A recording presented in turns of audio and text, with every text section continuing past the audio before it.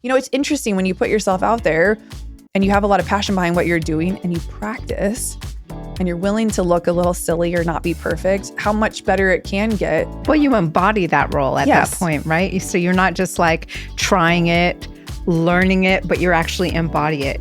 You're fully integrating everything. Yes. Welcome to Glow Up Boss, the business school for beauty entrepreneurs. Having trained over 8,000 women to build and run profitable beauty businesses, I'm here to share knowledge and skills to put you on the fast track to grow your business and glow up your life. I'm your host, Veronique Munro. With 20 years experience as a product developer, celebrity spray tan artist, and founder of multiple sunless tanning companies, I've launched products and methods that have become today's industry standard. This podcast is where you will learn what you need to build your business from the ground up. You'll hear from industry experts on how to build a thriving customer base, grow revenue, buy back your time, and create the freedom to live life on your terms. It's time to discover the boss within you. Get ready to glow up. Welcome to Glow Up Boss, your one-stop shop for all things business related to beauty, to not only help you grow your business, but to glow up your life from the inside out. And today, I'm sitting here with the amazing Jessica Burgio. This woman is like incredible. She's like a hype girl. She's like the biggest hype girl I think I've ever met or seen on social media. She's a podcast host. She teaches women how to podcast. She's a business coach, a mentor. But one of the reasons why I wanted her so strongly to come on the Glow Up Boss is she's also from the beauty industry.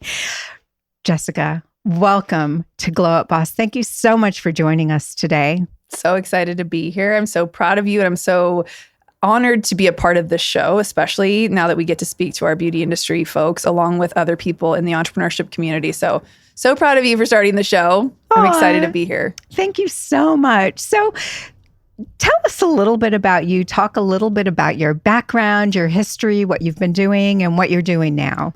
So the beauty industry that she's talking about, I was a hairdresser, makeup artist for 25 years almost. I think I always give myself an extra year here, but I started when I was 19, and it was the kind of rebellious nature of me to not really know what I wanted to do, but knew that I wanted to work with people. And so from an early age, I thought, what would be fun to do every day that would then possibly lead to something else? So my intention behind going to beauty school and becoming a hairdresser was, I'll do this until I find something better or something that interests me more.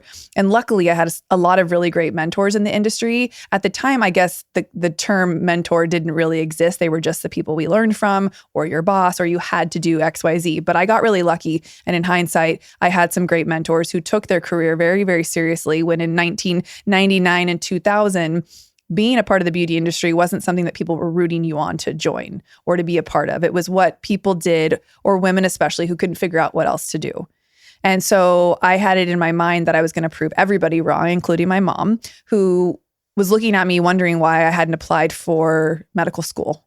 When I laughed because my mom's education wasn't higher than high school, and she'd been a makeup artist and a model, and hadn't really paid much attention to my education. And so when it came time for me to apply to colleges, I hadn't even taken SAT because in 11th grade, we had signed up for beauty school. So a lot of people fall into the careers that they are in and they stay with them forever and ever. I knew intentionally that this would lead to the next thing. So luckily my parents are both entrepreneurs, one a very successful one not so successful. So I was witness to people doing things the right way and the shady way. So I think that also, back pocket that, along with having great mentors when I jumped into the industry, propelled me to see that I could take this career seriously and make it whatever I wanted. And so that empowered me to know that if I connected with people on a deeper level, I probably didn't have to be the best at what I was doing, because my personality and now what we call a personal brand would take me further than the actual skill set on hand.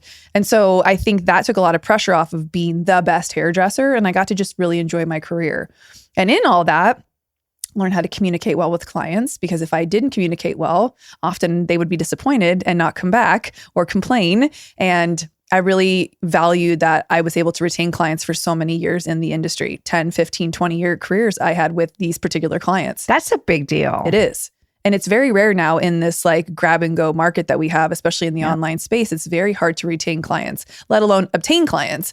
And so, back then there was only the guerrilla marketing. There was only getting yourself out there to your local community, especially when you had a brick and mortar and you could only do a one-to-one type of service. And so I learned skill sets that are not really taught so much anymore now that have helped me so much in the online space that I didn't see as a skill set or a soft skill that was going to be something that served me later. So again, Jen Gottlieb, coined some of the phrases that she's picked up. You can connect the dots. Steve Jobs originally said it, looking backwards, not so much looking forwards. And so now as a podcaster and a hype girl, which thank you for giving me that. I received that because I really truly love to lift people up. If you know anything about the Enneagram, I'm a 2, and that is the supportive helper role. And when I learned that about myself, I was like, that is very much who I am. I'm all about how can I help people win? Because I win in the end. It's a very self-serving thing, but also I want everybody to be excited about whatever they're doing.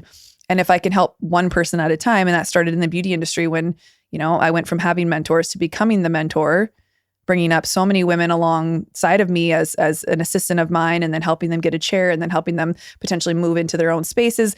That was very fulfilling for me until I got to a point where outside influence became something I couldn't look away from, meaning the online space was starting to shout at me. How much further could you expand your reach and your impact? Could you create community outside of the beauty industry? What would that look like? And then who could you have help you do that? And so in the interim of my 20-year career in the beauty industry, 10 of those were spent in fitness as well. And so I was able to parlay the clients behind the chair into the gym.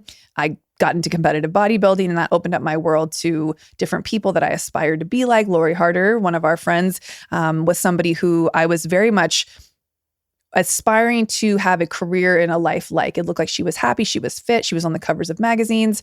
And so we were able to connect, and that's how kind of my journey started. Was she invited me to a Bliss Project event, which was her big event that she hosted. And I got to see what it looked like to sit around other women who were openly being vulnerable about what it was like to want more.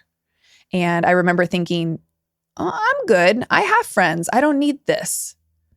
But when it came time to fill out some of the questions that some of the speakers were talking about, it was like, where do you see yourself in 5 years? What do you want for your life? What are your goals?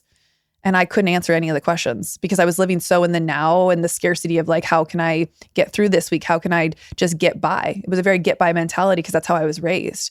It wasn't about like big dreams and goals. It was do what you got to do, get it done, don't complain, work hard. And so I remember going back the next year and asking to be a volunteer because I wanted to absorb more of that energy and I wanted to be around people who were shifting and pivoting. And I watched Lori transition from a fitness professional and having a following in that way to more of the personal development space. She paired up with Gabby Bernstein and started talking differently, started dressing differently, started speaking differently. And I was like, wow, if somebody who's doing something that looks so good, you're right, she's probably monetizing at a high level in the fitness industry, was pivoting and changing, why couldn't I?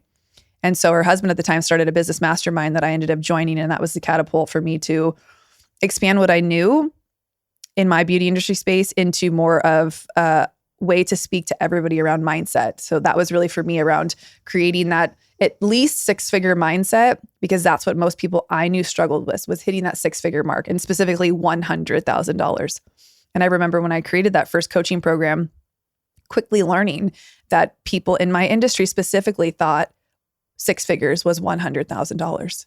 And they were limiting themselves to what they could build and create because they had maybe made it to that level. And I realized I too had put myself in a glass box ceiling of, no one said I could be successful. I've made $100,000. I'm here. I've made it. I'm done. Now what? And I realized as I was creating that course, how much of a mindset shift I needed to make in order to help people get to the next level, let alone the next level and the next level and the next level. Because if you live in Southern California or anywhere, $100,000 a year is still almost poor these days. Right. So anyways, that's a long story long, but it's led me into working with more early stage entrepreneurs who are looking to connect their voice to possibly their brand and actually create a real personal brand that could then transform and transition into anything they want to create. That's amazing. I see so many ways for us to work together. And just so you guys listening know, the way that we met was because we were at one of Lori's events called Girlfriends in Business. And she is a master facilitator of bringing women together around pulling at the table and saying, come with us.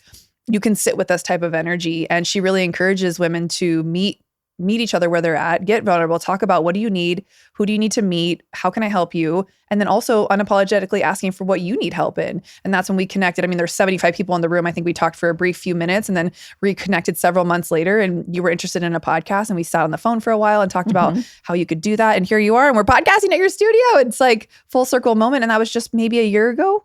That's crazy. I know. It seems like yesterday. But that's how fast, once you make a decision or a good connection, or you see something is possible for other people when maybe you didn't believe it to be possible for yourself, that you're now in a position where you're a host of your own podcast. And it's like, of course you are. But before it happened, it was like, should I, shouldn't I? I don't know. Is this really what I want to be doing? Because I know you've been in your business or working on the grand part of the business versus in the business, like you were saying before. And so now to be doing this, you're positioning yourself as the brand. So it's interesting because so many people, have a fear of putting themselves out there.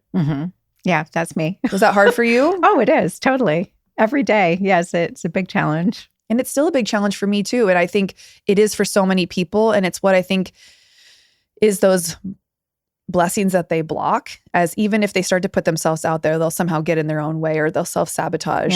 Yeah. So it's not just about starting anymore. It's about finding people to lock arms with, to stay consistent, to be pushed to continue to get better and to do more, because we can do anything half-assed. We can start something and you can say, I tried.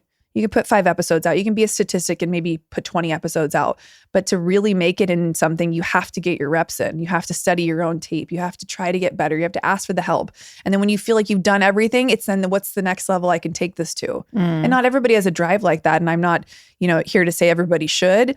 But for those of you who are listening to a podcast like this, I imagine you are somebody who wants a lot from life. I think that's true. But what I will tell you is I'm a professional person who likes to play. Everything I do, I see as a playground. I love that. So I have to see it. I have to feel it. I have to breathe it first before I start making money with it. So for example, the podcast thing is an opportunity for me to meet amazing women like you and to have conversations that I wouldn't otherwise get to have. And I think that's true for a lot of professional women or podcasters. Yeah. It really is a way that you can open doors so easily and so seamlessly and have like high growth conversations with practical strangers. Yeah, it's wild. It's the key thing I talk about when people are saying, should I, shouldn't I with the podcast? I'm like, if you truly don't feel like it's the thing, the medium for you, let me ask you a deeper question. Do you want to connect further with people? Do you want to have access to people you wouldn't otherwise have access to for free generally? And that answer is always a resounding yes, of course I do. Why wouldn't I? Because it's a personal growth journey. You learn something, I'm sure, every conversation that you have about yourself, even at times, and of course your guests. And then the value is we get to share that with the listeners. We may impact one person today, and that's enough. It's true. It is. I was telling one of my podcast guests, it's actually a privilege to be a listener to a podcast where you get to feel like you're a fly on the wall of 2 amazing people actually having a conversation, an enlightened and elevated conversation that you would otherwise never get to hear. Yeah. That's what this is. Yes. So what I want to talk to you about is something really specific. Community. Building community, the importance of community. And I think for the beauty industry, that's become far more important and impactful today than it ever has been in all of our history. Talk to me a little bit about community. You're an expert in that area. I've been watching you navigate through it, talk about it, and build it.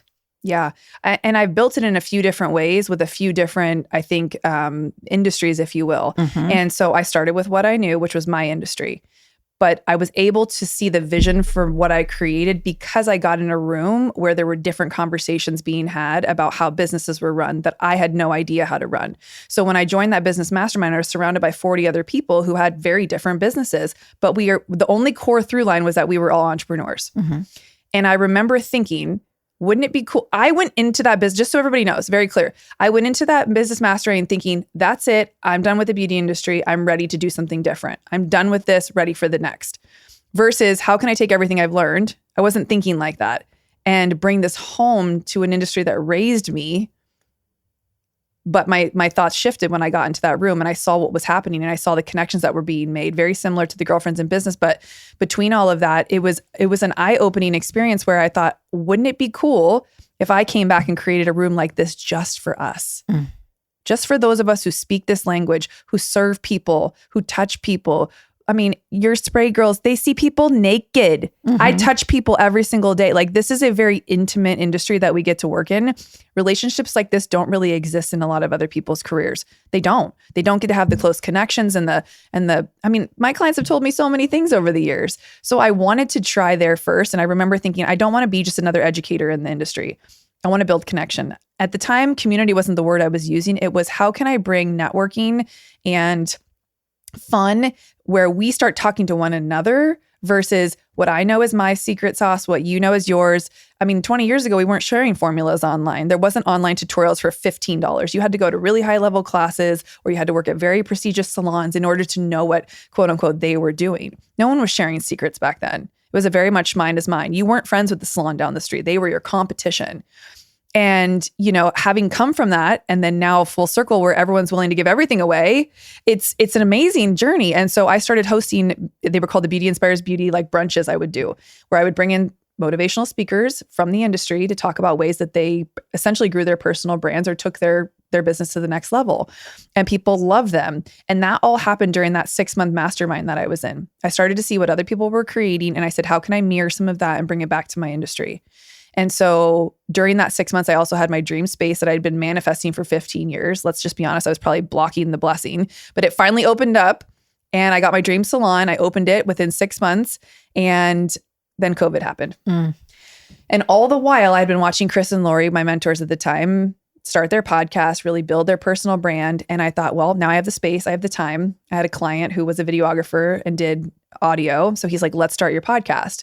And the only name I had was the Beauty Inspires Beauty, you know, my brunches. And so he said, let's just call it that. But intuitively, I knew that my industry wasn't the only people I wanted to be talking to. But I said, start with what you know, leverage the network that you have, and go from there. And so I would sneak them in every Monday. We'd have 4 or 5 people, just like we're sitting here now, and we would record episodes. And it would always start with, how are you doing? How are you handling the shutdown? What's your plan? And then the deeper questions that I never got to ask. How did you become successful? Why did you get into the industry? What's kept you in the game for 20 years? How have you become a leader of a 16-chair salon? How have you franchised? How have you started your own product company? All the questions just started. I was like, oh my gosh, I'm so good at this, or I'm so nosy. I don't know, but I'm going with it. And so I knew that my intuitiveness to want to know more, all the things I got in trouble for as a kid, apparently this really strong soft skill that I have about asking questions was going to be an asset for me to be a podcaster. I was willing to ask questions or be a part of conversations that maybe people weren't ready to be a part of. And so after about 45 episodes into that podcast, I felt somewhat out of alignment with only speaking to my industry. There were so many more people I wanted to bring in. And I had brought those conversations to the podcast in hopes of sharing this knowledge with the industry. But I quickly realized that it's that pivot, that early stage entrepreneur energy that I wanted to attach to and be known for helping people create the foundations to build a successful, sustainable, high income earning career. Because you can do it. You know, I have a 13-year-old. I've been through divorce. I've been through salon closes. I've been through, you know, opening my own salon and a bit 2008, the recession, you know, I've seen it all when it's come to becoming, you know, successful and sustainable and all of that. Why was I busier than the girl next to me? Why did I not struggle like the girl behind me? Like, what was the thing I was doing that was different? And so breaking those things down, a lot of times the things that come naturally to us are the skill sets that we can turn around and teach. A lot of people think the things that they know are, everybody knows that. And it's not true. And that's why podcasts are so popular. That's why so many people are becoming coaches. And so that transition was great. And so in all of that, I wanted to start hosting different events. And so the podcast opened up my community to be able to do that. So anybody who was attracted to me generally was falling in line with, I want to pivot. I want to move from this career to that. I want to add this into my business. I want to strategically do X, Y, Z. And so I started to realize, okay, I could speak to a different audience. But I will say, in fairness, I didn't see the podcast as a way to build community in the beginning. People weren't talking about community as much as they are now. It was about listeners, downloads, audience, fans. It wasn't about community because there was no place for these people to go. And so with the show and the intentionality that I've started to create over the last 2 years was, we need to be brought together over common, either beliefs or aspirations. And so I started to talk about things more as a community. So the unscripted community is how I started to refer to the podcast, versus this just being my show where I talk about what I want, me, hope it helps. It was more like, what do you guys need? How can I be a supportive role in your life? And how can I bring conversations to you that are going to be of value? And so that changed everything for me, because I've had people listen to the show for 6, 7, 8, 9 months who they finally hear the thing they needed maybe and buy into my program or hire me to coach with them. Or thanks to listening to your show, I started my own show, or I finally opened my own salon, or I finally quit the place that wasn't respecting my boundaries. So to hear the little bit of impact that the show's made over the last couple of years has kept me in the game. But it's also created community, because I've been bringing people with me versus, hey guys, I have it all figured out. Do what I say. And, good luck. It's more like, let's figure this out together. How do you connect with your listeners? Well, Instagram is a great platform because I market my show on Instagram particularly. It's my favorite platform to hang out.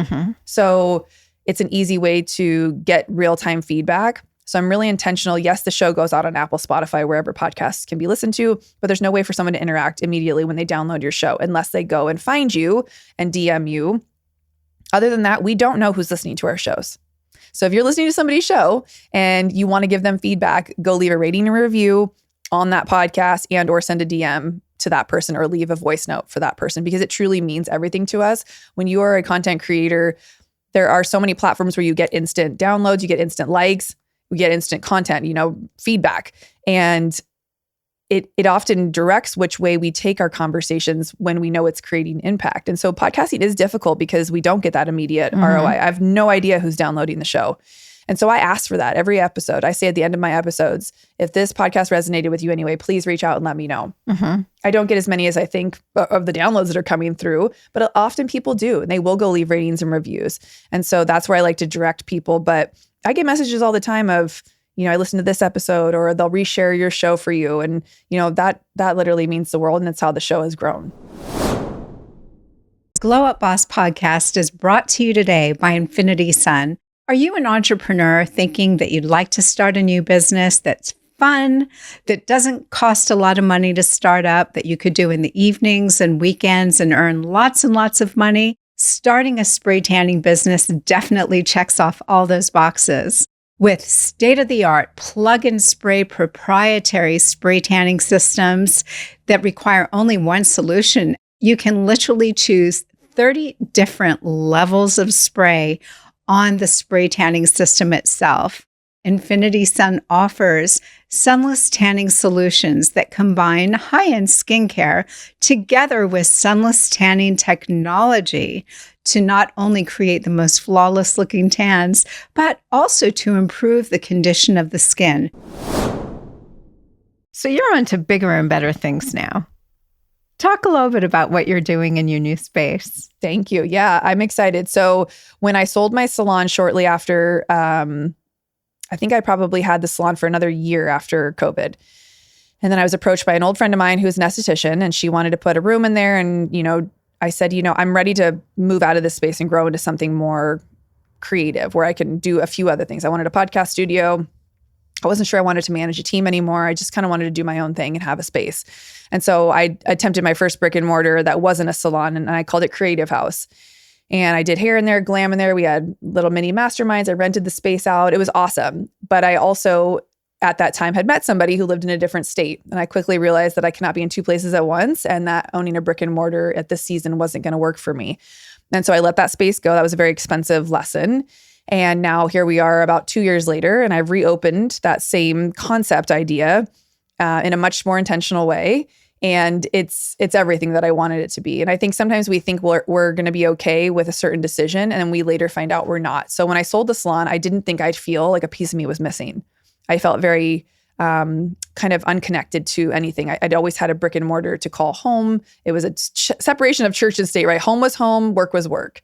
And when I started working from home with the podcasting and coaching, there were just blurred lines, and my boundaries were crossed time and time again. I can't imagine. I couldn't function right. And I have pretty high high functioning ADHD. And so I tried everything I could to really structure my days and create those time blocks and do what all the creators say of like, 45 minutes of this, and then you go for a walk, and then and I'm like, here I am being the most productive procrastinator. I've done 6 loads of laundry. The house is clean, but I haven't recorded the one podcast I need to do. Right. And so I just knew that wasn't the environment for me.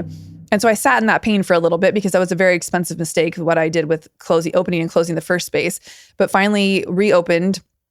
And now I have full intentionality of what is going on there. And right away, we started hosting events again because in person is my love language. And that's what I was missing when I went full online and not in person anymore. Mm-hmm. And so here's to those of you who want to try something to see if it fits for you, and then recognizing it's not a good fit, and then making a change to go back and do something different. And so now having the space, I go to work and then I go home. Not to say I don't work at home a little bit, but I found a girl who here through other networking events who lives in San Diego. And we talked about building community, and we met for probably 5 or 6 lunches over the course of a year. And finally, when I opened the space, I said, here, we'll host here. We'll do intimate events. We have like space for 30 seated people. And it's just turned into these incredible events where we are really building community in San Diego. And that feels really good. And I have no idea where it's going to go. All I know is it's feeding something in me, which then creates this energy and passion that people can feel in the room. The first one was a little like, hosting again, being the moderator, having the space. It's like the mom when everybody is your mom like my mom's a high stress host and I am her. So by the third event this last time, I was getting people coming up like, how long have you been doing this? I want you to moderate my event. How long have you been speaking? It's interesting when you put yourself out there and you have a lot of passion behind what you're doing and you practice and you're willing to look a little silly or not be perfect, how much better it can get. And so now you embody that role at that point, right? So you're not just like trying it, learning it, but you're actually embody it. You're fully integrating everything. Yes. Yeah. See, I'm in the space right now where I really want to have events. I really want to build community, but that does not come natural to me. I mean, in fact, it's probably the thing that comes least natural to me.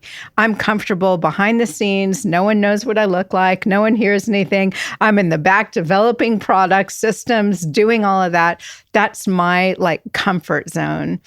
But I also know that space, the community, the networking, the connection, all of that, I know that's an area that's waiting for me to step into and be a part of.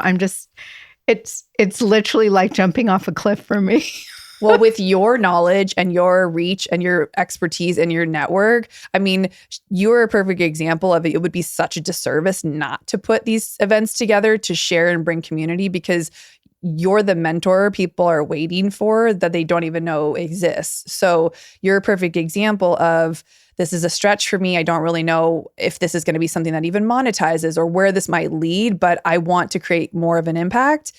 You're definitely not done. I feel like you're just getting started. I got to eavesdrop. She was recording with another guest before me, talking about her in this season of almost a rebirth of becoming something even bigger and better. And I think we are scared sometimes to do something that we've never done before because we're new at it. And people talk about imposter syndrome all the time. And I'm like, it's not. You're just new. You've never done it.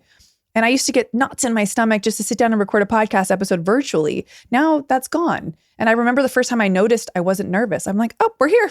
I'm not nervous anymore. Great.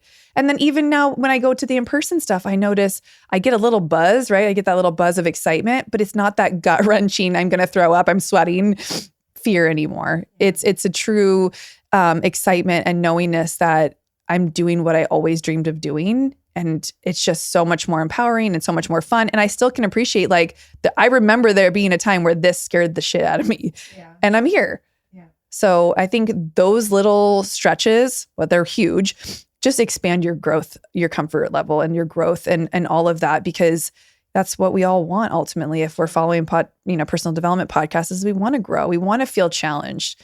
And when you can start to look for the challenges or the opportunity in the challenges, that's when it starts to become a little bit more of a fun game. Oh my God, those words seriously resonate. I just had a thought as you were talking, and I imagined you starting out in the beauty industry. And when you started in the industry, doing hair, doing beauty, and when I started developing products for the beauty industry, for spray tan artists and all the different beauty professionals that brought in spray tanning, it was a very different time. Social media didn't exist. MySpace didn't even exist. Now we have all these different social media platforms. We have the opportunity for podcasting, video, course creation, speaker, event, and the importance of branding, personal branding, the branding of the business, being a marketer, really, in essence. It seems like we have to, no matter what we do for a living, we have to become marketers while we're becoming that expert in the other area. So knowing this kind of changes the way you talk to someone just starting out in their career.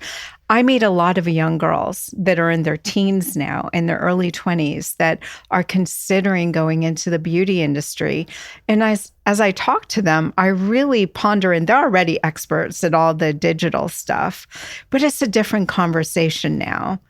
How would you talk to our community, our beauty community now, who are just getting started or who have been in it for a while, who haven't fully embraced this new marketing, digital marketing way of life?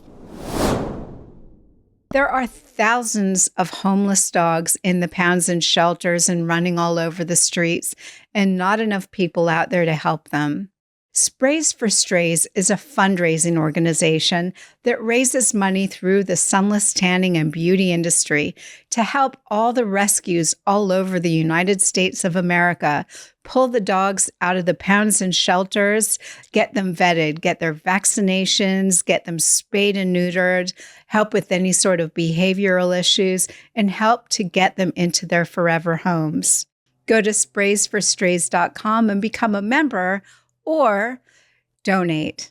Every little bit of support helps. Thank you to our sponsor, Sprays for Strays, for helping to save the lives of dogs, one spray tan at a time. Well, so I used to help. It's a lot, right? It's a lot. And I used to help teach social media classes with a couple friends of mine who were very big on social media. And when I say help teach, I would kind of tag along because I wanted to learn more. And what was interesting was there was always somebody in the room, and it was generally at a salon we'd be at, that would raise their hand. They were always sitting in the back, and they would say, yeah, but I don't like sharing anything personal. Yeah, but I don't like putting my face on camera. You know, my business is about my clients, not about me. And at the end of the day, your clients come to you because of you. And so if you are growing your business still, you need to let people know who you are. And I always meet people kind of where they're at. I'm like, what, when you think of sharing content and you think of the resistance, what do you think we think you should share? Right. I don't need to know what you had for breakfast or see you without makeup on if that's not what you feel comfortable doing. It's where can you start to show some of yourself that does feel comfortable? What if you just put the camera up and did a little behind the scenes of you working on something you've done a million times that you feel comfortable doing? Mm-hmm. Another time I had a meeting with a girl who'd owned a salon for 16 years. She'd been a high-level educator. She had a 12, 15-chair salon. She'd probably taught thousands of classes.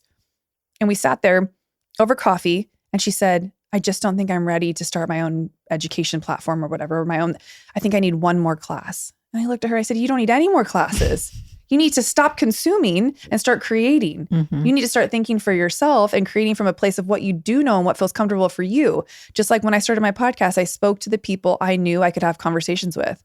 I met myself where I was at. And when you can find some comfortability in becoming the marketer, you're going to be the biggest, hype person for your own brand before anybody else. You have to believe in your own stuff before anybody else will believe in it. And if you think you're the world's best curly cutter, you need to act like it.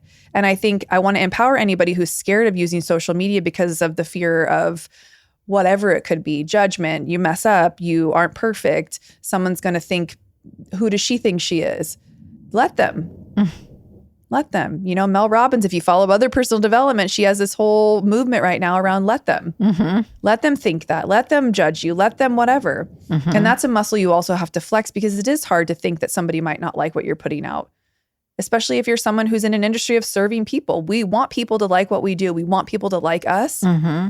And so you can show the things that you think would connect with people. And so it's so great because now I have her as a proof story. This one, her name is Margie. I can see her. She has red curly hair and glasses. And she was the one who raised her hand. And I kind of was strong with her. And I said, share what feels comfortable. And now she's on stories all the time. She tags me in half of them. And she's like, look at what I'm doing.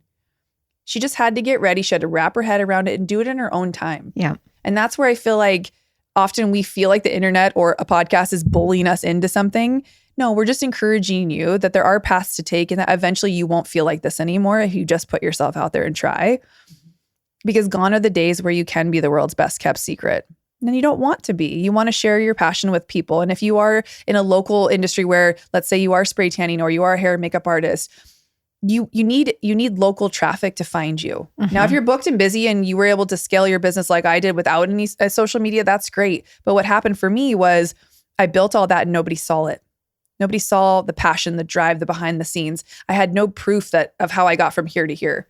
And so when I transitioned or wanted to do something different, nobody knew me for that coach. Nobody knew me for anything. So when I launched this amazing mindset course around creating 6 figures in the industry, guess how many people bought it? 0. Because nobody knew me for that. I didn't take them along the journey because I wasn't comfortable showing up on stories. I wasn't comfortable talking about how awesome I was and how much I could help people. I came from a very much, my mom was like, don't brag, don't be too pretty, don't be too loud, don't be too this. She was very much like, stay kind of in your box, which unfortunately she didn't mean any harm by that. Yeah. But my mom's a gorgeous woman and she knew what it felt like to be judged because you were too pretty or, it was just such interesting mindset shifts from back then to now that I took with me, our conditioning, our programming to play small, to not take up too much space, to not think we're better than somebody else. But it's your talent and it's your magic and it's the way that you are able to deliver content that will be the thing that one girl in that room needed to hear. And now she shows up on social media and I bet you her business has grown because of it. Yeah. Totally. And so the marketing piece, back to your original kind of point of that, was I tried to shy away from marketing my show in the beginning too, because I wasn't super comfortable. And some of the stuff I was putting out in the beginning wasn't that great. So I wasn't super proud of it. And so I didn't want to talk about that episode because maybe it wasn't that great. And so I just let myself play in that marketing space. But I quickly realized that if I wasn't going to hype my own stuff, I might as well not play the game. Yeah. So if you want to play at a high level, you have to be willing to do all of the things that'll get you to that place.